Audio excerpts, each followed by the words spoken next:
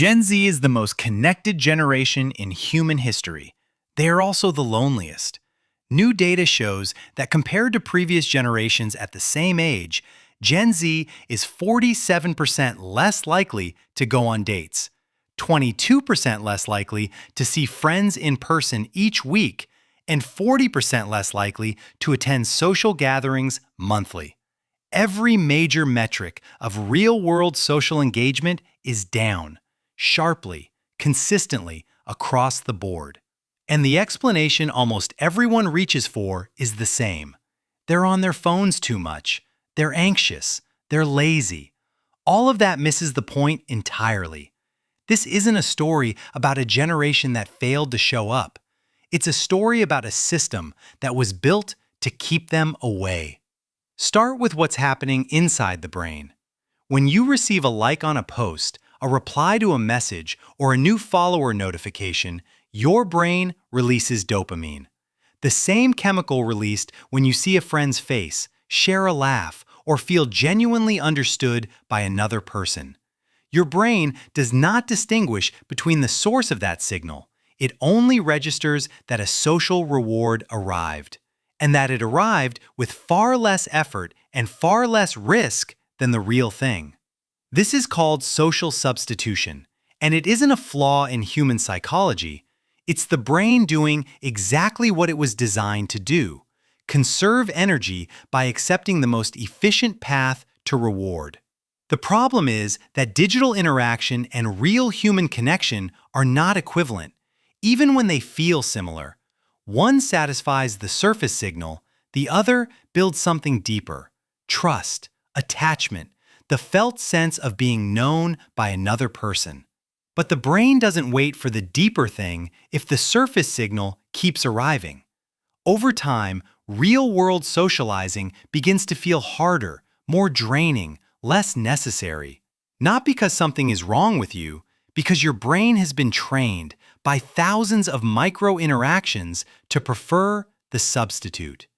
B.F. Skinner called the mechanism behind this variable reinforcement. It's the same principle behind slot machines. You don't get a reward every time you pull the lever. You get it sometimes, unpredictably. And that unpredictability is exactly what makes the behavior compulsive. Social media notifications work identically. Sometimes you post and nothing happens. Sometimes the response floods in. That variable pattern creates a loop the brain cannot easily step away from, because stepping away means possibly missing the next reward. Now here's the part the platforms don't advertise. Social media was not built to connect you. It was built to maximize the time you spend on the app. Those are not the same goal, and in many cases, they are directly opposed. A person who feels genuinely socially satisfied, who had a real conversation, felt seen, felt understood, has less psychological need to open an app. They are full.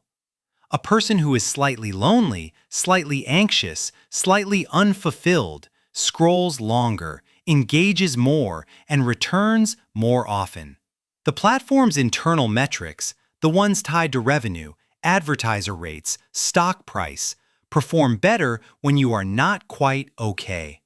In 2021, a Facebook whistleblower named Frances Haugen released internal documents showing that the company's own researchers had identified links between Instagram use and depression, body image issues, and social anxiety in teenage girls. The company did not fix the product. It continued to optimize for engagement. Because engagement and well-being are not the same metric, and when they conflict, the platform has always known which one wins. The loneliness is not a side effect. It is the condition that keeps you coming back. But there is a third layer underneath all of this, and it's the one nobody talks about. Gen Z is the first generation to have performed their identity online before they had one offline. By the time they were old enough to develop a stable sense of self, they had already been doing it publicly, curating, editing, selecting, presenting a version of themselves optimized for external response. The result is a gap between the self that exists online, controlled, considered, editable, and the self that exists in a room with other people. Offline, you cannot undo what you said. You cannot delete a facial expression. You cannot choose your best angle before someone sees you. That gap between the curated self and the real self generates anxiety. And anxiety makes withdrawal feel safer than exposure. This is not shyness. It is the psychological consequence of growing up inside a system that rewarded performance and penalized authenticity, and then being asked to show up, unfiltered, in the real world. Gen Z is not broken. They were handed a system optimized for their isolation and told it was connection. A system that substitutes dopamine for depth, that profits from loneliness while selling community, that taught an entire generation to perform themselves before they knew who they were. Knowing this doesn't fix it, but it changes the question. The question was never, what's wrong with Gen Z? The question is, who built the room they grew up in, and what that room was actually designed to do? Now you know what to look for.